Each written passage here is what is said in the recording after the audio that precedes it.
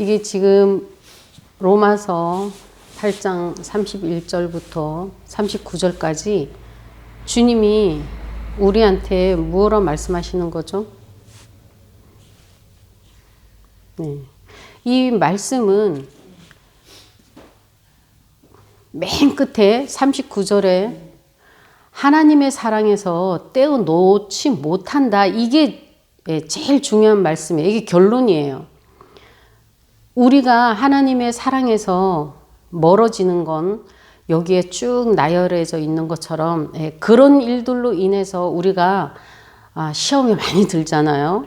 그렇죠. 보통 사람들이 여기 다 걸려 넘어져요. 이런 일이 닥치면 어머, 하나님이 나를 사랑하지 않나 보다. 아니면은 하나님이 안 계시나 보다. 그렇게 생각을 하고 다 걸려 넘어지는 게 그 내용이 다 여기에 우리 주님께서 이렇게 기록해 놓으셨어요. 35절, 36절 이런 것들을 우리가 이런 일이 당할 때 믿음이 약해지고 믿음이 또 적어지고 의심이 생기고 불신이 생기고 그러죠. 이런 것들은 다 이 결과가 뭐냐 하면 하나님의 사랑을 불신을 하게 돼요. 하나님의 사랑을 불신하게 되면 하나님과 멀어질 수밖에 없어요. 근데 하나님은 뭐라 그러세요? 절대로 내 사랑에서 끊을 수 없다. 이렇게 말씀하세요. 그러면 하나님은 우리가 전체적으로 창세기서부터 계시록까지 우리가 뭘 알기를 원하시나요? 하나님이 창세기서부터 계시록까지 계속 또 얘기하시고 또 얘기하시고 또 계속 끊임없이 얘기하시는 게 뭔가 하면 내가 너를 사랑한다는 거예요. 하나님이 우리를 사랑한다고 계속 고백을 하시는 거예요. 우리는 1년 내내 들어야 할 얘기가 뭐죠? 하나님의 사랑을 얘기 들어야 되는 거예요. 우리가 아기들을 어떻게 키우죠? 혼내고 때리고 야단치고 이렇게 키우나요? 아니죠. 사랑으로 키우죠. 진짜 아기 키우는 엄마들 보세요. 그거는 사랑이 없으면 아기를 키울 수가 없어요. 얼마나 어렵고 힘들고 잠 한 번 편히 자지 못하고 그쵸? 이거는 하나님은 이게 우리가 사랑이 없으면 잘할 수가 없는 존재라는 걸 아시는 거예요. 그래서 처음부터 끝까지 하나님은 계속 사랑으로 우리를 키우시는 거예요. 근데 그 사랑을 받는 것을 우리가 그 사랑을 받는 것을 다른 말로 뭐라고 하냐면 은혜라고 하는 거예요. 그래서 우리가 은혜를 받는 것을 다른 말로 하나님의 사랑을 받는 거예요. 그래서 은혜라는 것은 그런 뜻이죠. 내가 아무것도 잘한 게 없어요. 아무것도 잘한 게 없는데 뭐 무조건 잘해주는 거예요. 자식을 그렇게 키우셨죠? 그쵸? 자식이 뭐 맨날 똥 싸고 오줌 싸고 말썽 부리고 뭐 다칠까봐 뭐 그냥 이렇게 보호하고 보살피고 그냥 한시도 그 아이에서 눈을 떼지 못하고 이렇게 돌보시면서 아이를 키우셨잖아요. 하나님은 우리가 1살이든 100살이든 하나님께 가는 날까지 그렇게 우리를 키우세요. 우리가 이 사실을 모르면 내가 하나님보다 더 사랑이 많은 것처럼 살게 돼요. 그렇죠? 하나님, 내가 조금만 잘못하면 하나님이 나한테 등을 돌리셨나? 하나님이 지금 나를 바라보지 않고 계시나? 그렇죠? 하나님이 지금 어디 저 멀리 가셨나? 이렇게 생각하는 거예요. 그것은 뭐예요? 우리는 아기가 똥을 싸가지고 그걸 갖고 막 갖고 놀아도 그냥 이뻐서 또 닦여주고 또 사랑해주고 그리고 이 아이가 뭐 어떻게 해도 조금이라도 잘못될까봐 한시도 눈을 떼지 않고 돌보면서, 그러면 나는 어때요? 하나님보다 더 사랑이 많다는 거죠. 사람들이 문제가 뭐냐 하면, 내가 조금만 잘못하면 하나님이 좀 멀리 가버리실까봐 그걸 걱정하는 거예요. 그 얘기는 뭐냐 하면, 다시 말해서 나는 하나님보다 더 사랑이 많은데 하나님은 사랑이 없으신가 봐, 이 얘기예요. 하나님은 사랑이야 말은 그렇게 하는데 내가 실감을 못하는 거예요. 그 하나님의 사랑을 내 삶에 적용을 못하는 거예요.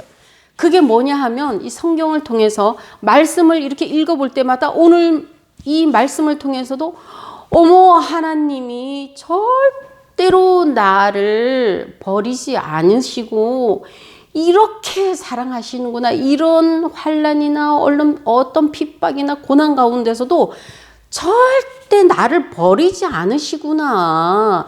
이런 순간에서도 나를 사랑하고 계시는구나. 이것을 우리가 믿어야 되는 거죠. 그거를 우리가 신뢰를 못하는 거예요. 하나님에 대한 신뢰가 없다 보니까 우리가 조금만 문제가 생기고, 가정에 문제가 생기고, 자녀가 문제가 생기면은 우리가 하나님을 불신해 버리는 거예요. 그게 뭐냐 하면, 하나님의 사랑에 대해서 우리가 신뢰를 못해서 그런 거예요. 그 얘기는 왜 신뢰를 못하느냐? 성경을 통해서 자꾸 하나님을 못 만나서 그런 거예요.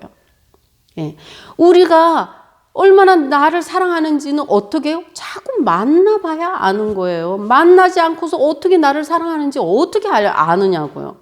그렇죠? 그래서 우리가 말씀을 읽을 때 그냥 이게 글자로, 문자로 읽는 것이 아니고, 하나님이 나를 어떻게 사랑하고 계시는지를 글씨를 통해서 나를 봐야 되는 거예요. 누가 하나님의 사랑에서 나를 끊겠느냐. 이 세상이나 하늘이나 이 모든 피조물 중에는 나를 끊을 수 있는 게 없다고 이렇게 확실하게 도장을 여기 받고 계시잖아. 하나님이 기록해 놓으신 거 아닙니까? 성경은 하나님이 기록하셨죠. 하나님이 기록하신 거라고 믿는다면은 이 말씀도 믿어야 되는 거죠. 그래서 우리가 기대도 해야 되는 거죠. 하나님이, 우리가 신뢰만 하는 게 아니고, 내가 바보같이 이렇게 멍청하게 어리석게 살아도 하나님은 나를 사랑하시구나. 그쵸? 내가 지금 오늘 이후에 어디 가서 내가 도둑질을 하면 하나님이 날 안 사랑하시나요? 육신의 부모는 어떻게 해요? 붙잡아다가 두들겨 패죠. 너 왜 훔쳤어? 너 왜 도둑질을 했어? 엄마가 그렇게 가르쳤어? 아빠가 그렇게 가르쳤어? 그건 나쁜 짓이라고 했지? 이러면서 육신의 부모는 혼을 내요. 그런데 하나님은 어떻게 하시죠? 하나님은, 얘야, 네가 그렇게 했을지라도 너는 나한테 너무너무 소중한 자녀란다. 네가 그렇게 했다고 해서 너는 나를 멀리할 수가 없단다. 이렇게 말씀하세요. 그래야지 사랑이 많은 거 아니겠어요? 그렇죠? 그래야 사랑이 많은 거지. 내가 잘할 때는 좋아서 어구 내 새끼 이러고, 내가 잘못했을 때는 이런 불효자식 같으니라고 이렇게 혼낸다면 그건 사랑이 아닌 거예요. 그런 부모는 자식을 사랑하는 게 아니에요. 자기 욕심을 위해서 자식을 키우는 거예요. 그거는 자기를 위해서 자식을 키우는 거예요. 자식을 위해서 사는 부모가 아니에요. 부모가 진짜 자식을 위해서 산다면, 그래, 네가 그게 부족했구나. 엄마가 그걸 못 해줬구나. 아빠가 그 마음을 너의 그런 마음을 내가 몰라줬구나. 이렇게 해야 그게 사랑인 거죠. 그렇죠? 우리는 우리의 악한 이 부모의 잣대로 자꾸 하나님을 보는 거예요. 너무 그게 유감스러운 거죠. 왜냐하면 우리는 그럴 수밖에 없어요. 하나님이 얼마나 사랑이 많으신지를 우리의 지식을 초월하기 때문에 우리가 상상도 할 수 없어요. 하나님이 계시해서 알려주고 가르쳐주지 않으면 이 사랑은 내가 배울 수가 없는 거예요. 그렇죠. 어디 가서 배울 거예요, 이거를. 이거 하나님처럼 사랑하는 사람이 이 세상에 하나도 없는데 내가 어디 가서 이 사랑을 배우느냐고요. 그럴 수가 없기 때문에 우리가 말씀을 보는 거예요. 예, 왜냐하면 하나님이 처음부터 끝까지 내가 너를 사랑한다라고 이렇게 계속 말씀하고 계시니까 성경을 볼 때 우리가 하나님 사랑을 배우는 거예요. 그럴 때 성령님께서 내가 말씀을 정말 주님, 주님이 저를 얼마나 사랑하는지 알고 싶어요. 제가 말씀을 볼 때 가르쳐 주세요. 이런 마음으로 성경을 본다면은 성령님이 얼마나 신이 나서 와 신난다 그리고 막 너무너무 막 흥분하실 것 같아요.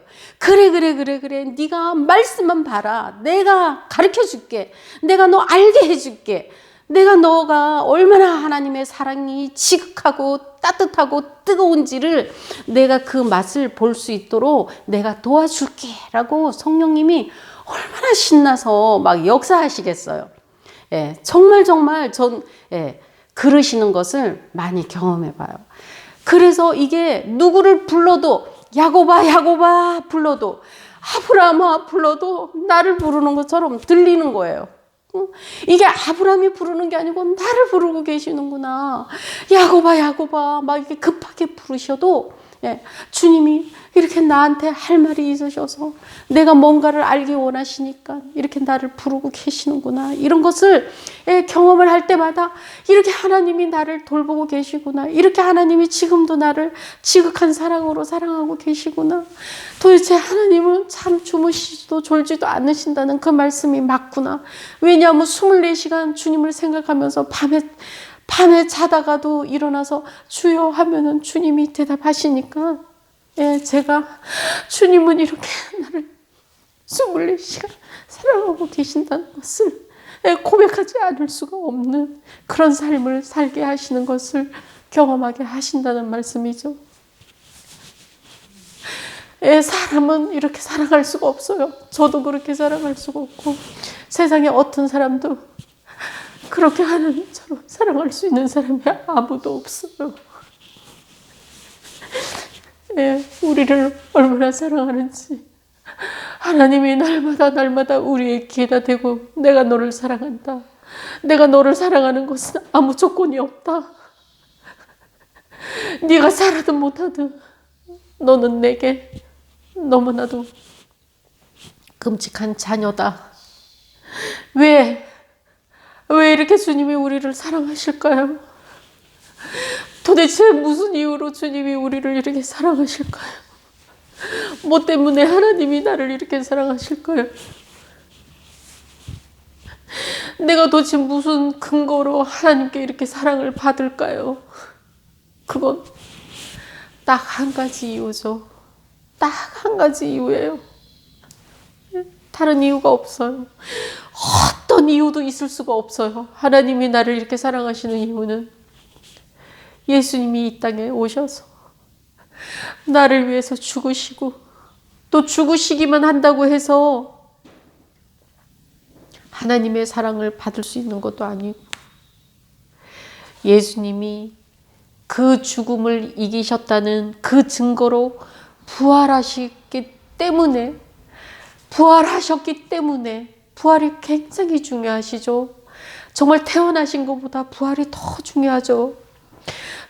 부활하심으로 우리가 죄의 사함을 받았다는 것이 도장이 꽉 찍히는 거예요.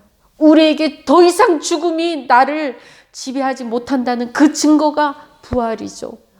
부활하셔서 예수님이 이제는 내가 이 세상의 모든 사람의 죄를 그 죽음을 내가 이제 다 없애버렸다는 증거로 부활하셔서 그래서 이제는 하나님의 우편에 앉으셔서 우리를 위해서 이제는 중보하시는 대제사장으로서의 사역을 하고 계신다는 것을 우리가 자꾸 경험을 하면 우리가 이 땅에 어떤 것도 여기에 말씀에 기록된 이 모든 것들이 나를 넘어지게 할 수가 없다는 거예요.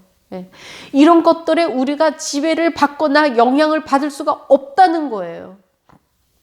예.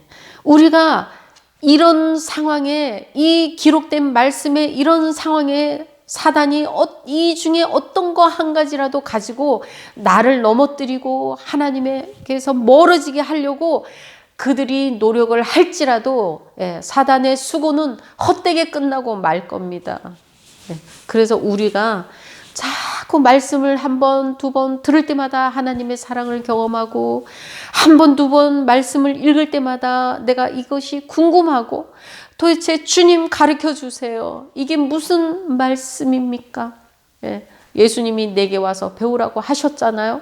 그래서 우리가 배우려고 하시면 성령님이 기꺼이 가르쳐 주시고 기꺼이 알게 하시고 기꺼이 생각나게 해주시는 그 사역을 하시려고 우리 안에 살고 계시니 우리가 성령님을 날마다 가만히 모셔두기만 한다고 해서 하나님이 기뻐하시진 않으세요.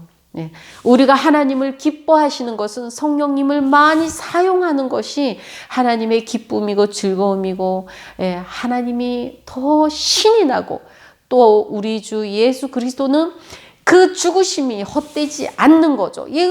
그러라고 하나님과 더 가까이 사귐을 가지라고 예수님이 죽으셨는데 우리가 더 사귀지 하나님과 못한다면은 예수님의 죽으심의 가치가 떨어지는 거죠. 예수님의 죽으심의 가치를 점점 높이려면 우리가 계속해서 하나님의 사랑을 알려고 하는 것이라는 거죠. 많이 알던 조금 알던 우리가 주님의 사랑을 알아가는 것이 중요하지 누구만큼 어느 만큼 이거는 아니에요. 만약에 나는 그런 욕심을 부리는 것은 좋지만 나는 왜 이거밖에 알지 못해 이렇게 자책을 한다면은 그 주님의 좋으시고 그 귀한 사랑을 가지고 또 다른 율법을 만드는 어리석은 행위가 되니까 그런 생각은 하지 마시고 하나님은 내게 알맞는 만큼 또 내가 알아야 하는 것들을 알려주시고 가르쳐주시고 채우시니까 우리는 그저 주님 오늘도 주님과 함께 사는 이 기쁨을 주님 누리고 싶습니다 라고 이렇게 마음을 갖는 것이 가장 중요하다고 생각이 들어요. 그래서 우리가 올 한 해도 기쁨으로 마무리를 하시고 내년에는 정말 주님의 풍성하신 사랑을 우리가 마음껏 누리면서 살아갈 수 있는 한 해가 되기를 참으로 예수님 이름으로 축복하고 축복합니다.